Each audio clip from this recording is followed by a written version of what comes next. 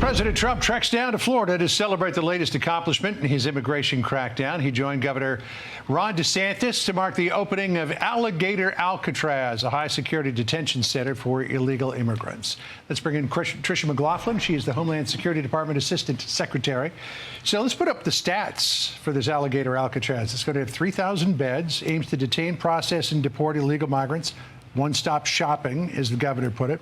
Plans to fly migrants out directly from the facility, which is built on the property of the Dade Collier Training Airport. Florida National Guard will play a role in the deportations as well.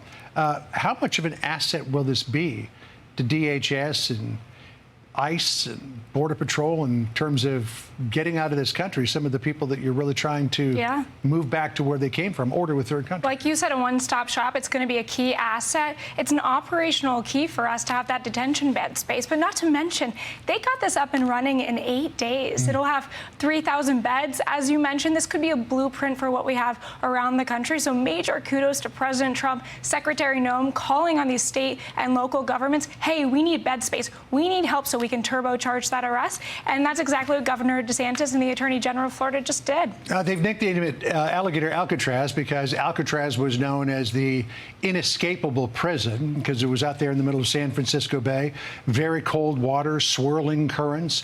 No one is known to have successfully escaped. I think 5 people went unaccounted for after they made it out of the facility. They were all presumed to have drowned. Our Peter Doocy asked the president about this idea of an Alligator Alcatraz. Listen to this exchange.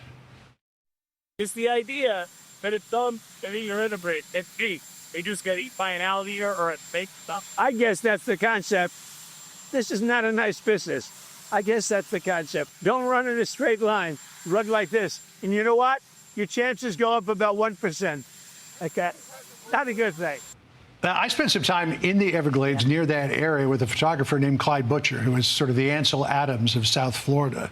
It's beautiful, but you don't want to be out there alone. Yeah, I don't think anyone's going to be escaping from that facility, John, but I will say Secretary Noem made such a good point today, and she said no one has to be held there. There doesn't have to be a single arrest, because what those individuals who are in this country illegally can do is they can self-deport now. They can take their $1,000 to exit, we'll give them a free flight home, and they preserve the potential to come back the right legal way. But if not, they will be held at a facility like Guantanamo Bay or like Alligator Alcatraz, and they won't be able to return to this country before they're deported. All right, so the president is on board with this. Ron DeSantis believes it's a really good facility in order to try to curb illegal immigration. The environmental groups, though, are up in arms over it. This is what they said. The site is more than 96% wetland, surrounded by Big Cypress National Preserve, and is habitat for the endangered Florida panther and other iconic species. The scheme is not only cruel, it threatens the Everglades ecosystem that state and federal taxpayers have spent billions to protect. You know, all of the environmental arguments about this facility were made back in the 1960s when it was proposed. Construction began back in '68. It has been there for decades. It's used as a staging ground for emergency preparedness, first responders when a hurricane comes in. This is a soft facility. It's not like they're building new buildings or anything. What do you say to the environmentalists? It's a lazy lawsuit. They're just looking for more excuses to stop us and to slow us down. But we won't be stopped or slowed down. We're going to double down here.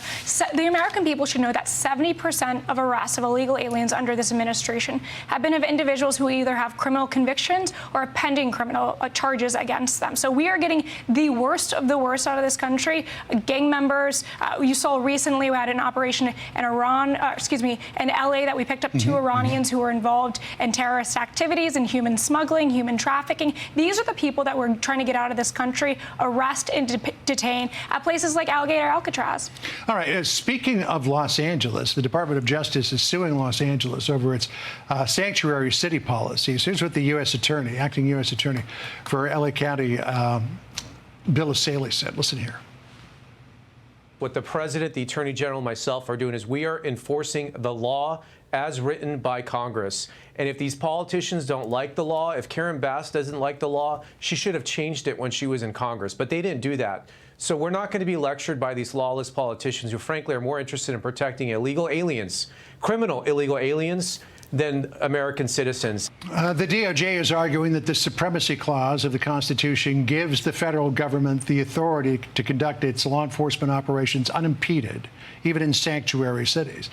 The president's racked up a bunch of big wins recently in the courts. Do you think he'll prevail on this? I think he absolutely will prevail in this. And these sanctuary city politicians, they are giving a total hall pass to the rioters and activists who go after ICE law enforcement. We've seen for weeks now the havoc that's being created in LA. This great city, there's been looting, there's been mass chaos. They've been assaulting our law enforcement agents. We actually just announced at Department of Homeland Security today that our ICE enforcement officers are facing a 700% increase in assaults against them. That is staggering. It is so wrong. And it's Karen Bass and it's Gavin Newsom who are giving excuses and a hall pass to these rioters and these agitators. All right, we'll see where this lawsuit goes. Tricia, always good to see you. Thank you for stopping Great by. to be here. Thank Appreciate you. it. Hey everyone, I'm Emily Campagno. Catch me and my co-hosts Harris Faulkner and Kaylee McEnany on Outnumbered every weekday at 12 p.m. Eastern, or set your DVR. Also, don't forget to subscribe to the Fox News YouTube page for daily highlights.